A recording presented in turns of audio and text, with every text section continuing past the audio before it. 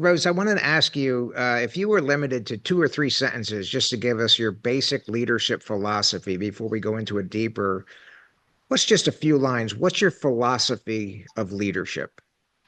Yeah, and I think I boiled it down to this: leadership happens in the conversation or not. Leadership is messy.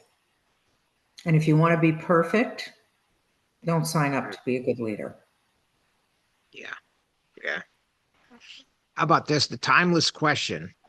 Leaders born or made?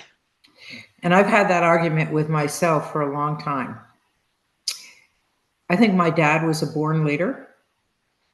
I think he got made more in the Marine Corps. Then I look at a guy like Zelensky. I'm not sure he was a born leader, but I know a moment happened in his life where he stopped being a comedian, became the head of a country, and got hit with something that none of us would have ever anticipated. And he stepped up and he stepped into it. So I believe that you can give people the experiences, the skills, and the knowledge to be a good leader. I think they then have to have the willingness and the, how would I say this?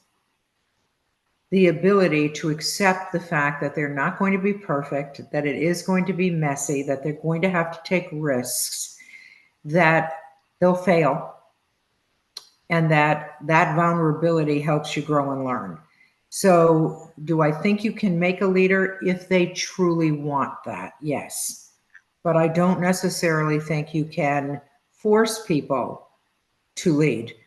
There are very, very good managers out there, Mike. You've met them in your career, and they will always be phenomenal managers of work and good supervisors of people.